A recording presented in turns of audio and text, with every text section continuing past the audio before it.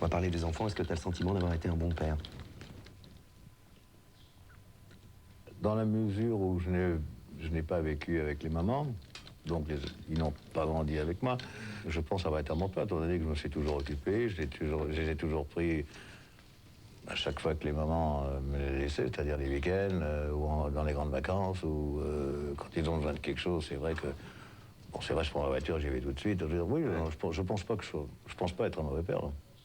Et maintenant, est-ce qu'il y a une chose qui te froisse quand on te dit tu es grand-père? Est-ce que ça te fait réagir ou pas? Non. C'est la suite logique des événements? Non, pas du tout. Je suis très heureux. C'est même flatteur. D'abord, je me demande comment David a fait pour attendre si longtemps. Parce que moi, j'ai été papa à 22 ans, et lui, il a quand même attendu d'avoir 29 ans. Quand même. Ouais. Mais non, pour moi, c'était une petite Hallyday qui est rentrée dans la famille. Pour moi, je ne me sens pas grand-père du tout. Je veux dire, c'est comme si j'avais un enfant de plus dans la famille, quoi. Très joli, c'est ça. Non, c'est vrai. Et puis, je trouve ça bien d'avoir des petits-enfants, parce que je crois pas que dans la vie, on vieillisse. Je crois que dans la vie, on grandit. Et c'est bien de voir les enfants grandir, tu grandis avec eux. Un Dixit Johnny. Le problème, c'est que les femmes qui m'ont aimé et celles qui m'ont quitté l'ont fait pour la même raison, ce que je suis. Moi, je fais rien faire à moitié. Je fais ou tout ou rien. Bon, alors, quand j'ai mes excès, je les fais à fond. Ouais. Alors, au départ, ça fait marrer les femmes avec qui je suis, avec qui je commence à vivre. Mais elles me quittent pour la même raison. Parce qu'au bout d'un moment, oui, il y en a marre, comment tu es, etc. Alors, elles veulent me changer. Alors, je fais un peu d'effort au début pour changer. Et puis, quand je finis par tellement m'emmerder, ça je vois tellement, que finalement, ça va plus. Et je redeviens ce que je suis, c'est-à-dire moi, quoi. Et puis, à ce moment-là, elle dit, alors, j'en peux plus, la vie est trop dure avec toi, elles sont bons.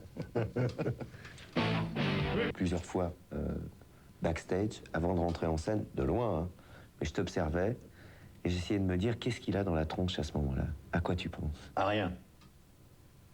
Je retarde toujours. Non, c'est vrai. Non, mais je retarde toujours. Moi, pour me concentrer, j'ai besoin de beaucoup de monde. Dans ma loge, il y a des artistes qui ont besoin de se concentrer 2 heures avant, il ne faut pas aller dans leur loge, ils sont là. Enfin. Moi, je deviens fou, je peux pas. D'abord, ça me donne le trac encore plus. En général, quand je commence un spectacle, j'ai le trac. Au bout de 5-6 jours, ça passe. Mais les premières fois, c'est terrible. Je suis malade, je suis vraiment malade. Donc, je choisis toutes les occasions pour retarder mon arrivée sur scène. C'est-à-dire, j'ai des copains qui viennent me voir, alors j'ai dit, venez rentrer dans ma loge, venez boire un verre, bon, je discute. Alors j'ai Camus qui vient derrière moi, qui me fait... J'ai fait, oui, je sais, j'arrive. Puis alors, bon, au bout d'un quart d'heure plus tard, il me fait, bon, maintenant, vraiment, il faut y aller. Je dis, bon, j'arrive. Alors, je suis capable de tout. Comme j'ai le trac, je suis capable de tout. Pour retarder, et puis pour penser à autre chose. Un balayeur est là pour balayer, je m'arrête et je lui parle. Oui, alors machin... Et c'est Camus qui devient fou. Ils sont en train de taper dans les mains, ils vont tout casser. J'arrive. Puis bah, après, on y est, puis ça se passe bien. Et ce trac, à ton avis, c'est dû à quoi ça? Parce que c'est quand même vachement violent. Tu te fais mal, c'est une contradiction incroyable. Tu sais que tu te fais mal parce que tu as la trouille d'y aller, mais en même temps, tu as une envie démesurée d'y aller. C'est vrai, oui, c'est vrai. C'est comme quand je fais dans des parcs d'attractions, par exemple, quand je fais le Grand 8 à l'envers et tous ces trucs-là, ça me donne des sensations fortes. Ouais. Et il y a des gens qui me disent, mais t'es maso. Non, j'aime ça. Ouais, tu te provoques, quoi. Tu vas plus loin. Quand j'ai fait le saut à l'élastique ici, à la Fou, à Saint-Tropez, j'ai le vertige, en plus, pour te le dire tout de suite. D'accord. J'ai le vertige. À 80 mètres de haut, je te dis pas, tu vois les gens, ils sont comme des fourmis, les gens. Ouais. Et puis quand tu arrives en haut, tu te dis, merde, c'est vachement haut. Bah, c'est de la provoque, ça. Tu te provoques tout seul. Et en plus, comme j'ai le vertige, tu sais que moi, je monte sur cette table, là. Je monte sur cette table, je regarde en bas, je tombe. J'ai le vertige. Bon, c'est comme ça, il y a des gens qui ont le vertige. T'as eu raison de descendre dans la cage. Il y a des gens qui ne l'ont pas. Alors, j'avais le vertige. Alors, ben oui, mais je fais que des trucs où... ou des trucs qui me rendent malade. Et alors, bon, quand j'ai fait les sauts élastiques, j'étais en haut, je me dis, mais je suis vraiment con, mais qu'est-ce que je fous là? Alors j'entends, alors le mec, il me dit, vous êtes prêts? Je fais, oui. Vous êtes sûr que je suis bien attaché, là? Oui. Bon, puis là, j'entends le petit portillon devant qui fait clac, et qui s'ouvre. Et là, c'est, oh, nom d'un chien, il faut y aller. Alors en bas, ça dure 30 secondes, tu vois, de réflexion, comme avant de se mettre au bord. On entend en bas, alors Johnny, on se dégonfle. Je dis, eh, merde, et j'y vais, waouh, j'y vais, quoi. Et tu plonges. Et je plonge. Et là, t'as l'émotion, et là, c'est fort, et t'aimes. Ouais. Mais une fois que t'as sauté, c'est fini l'émotion. C'est le fait d'y aller. Qu'est-ce qui te fout de la trouille, Johnny? Est-ce que t'as des peurs?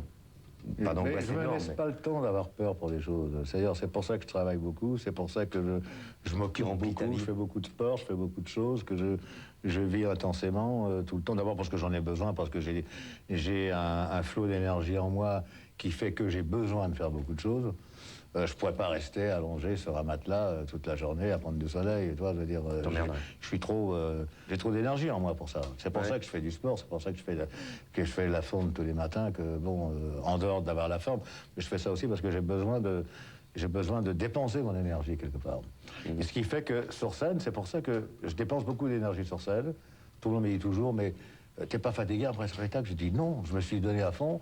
Je suis content, j'ai bien transpiré. C'est comme quand j'ai fait une bonne séance de gym, quoi. De toute façon, Johnny, déjà, il est particulier, comme tu as pu... C'est une personnalité, voilà, ça, c'est clair. Donc c'est entre un enfant et un fauve, quoi. Tu vois, c'est le mélange des deux. Donc en fait, il faut attendre qu'il ait envie, et puis il est, comme dans tout ce qu'il fait, si tu veux, il est assez excessif, comme tu as pu t'en apercevoir. Et une fois qu'on va dans la salle, c'est 2 heures, 3 heures dans la salle. Bon, c'est tout avec excès, quoi. C'est ça, c'est ce qui fait son charme, de toute façon, quoi. Tu dis, l'alcool, la fumée ne sont que les reflets d'une fragilité que je revendique. Que Boringer et Léotard soient mes potes n'a rien d'un hasard. Non, c'est vrai. Tu sais, la plupart du temps, moi, j'aime pas l'alcool. C'est peut-être surprenant, mais c'est comme ça. J'aime pas le goût de l'alcool. C'est ce que j'aime bien, sans aller trop loin, bien sûr, c'est l'effet que peut faire l'alcool par rapport à une angoisse intérieure que je peux avoir par certains moments. C'est-à-dire, quand je commence à penser trop à un spectacle que j'ai à faire dans 4 mois, ou quand je suis déprimé parce que j'ai trop travaillé, c'est une forme de, quelque part, de se dire qu'on se sent mieux, qu'on se sent cool, c'est des conneries, ça. C'est le fait, ça enlève un peu le stress, qui est complètement con, parce que le lendemain, on est encore plus stressé. T'es timide à ce point-là? Oui, mais tu sais, ben, ça m'a... Pendant des années, je rentrais dans une pièce, par exemple, où il y avait un cocktail ou une chose comme ça. Les gens se tournaient la tête pour me regarder, je devenais rouge et je ne savais plus comment marcher. Dans ces cas-là, où tu laisses toujours tomber quelque chose par terre, alors tu te sens con, alors tu le ramasses, et puis enfin bon, c'est l'enfer, quoi. Timidité naturelle. C'est pour ça que je ne vais plus dans les cocktails. Ouais. Tu veux que je te dise un truc? Je me demande si cette timidité que tu as et qu'on sent, en fait, mais t'as une telle force pour la repousser que... Le seul endroit où je ne suis pas timide, c'est quand je suis sur scène, quoi, finalement. Ouais. Ouais, exactement. C'est vrai.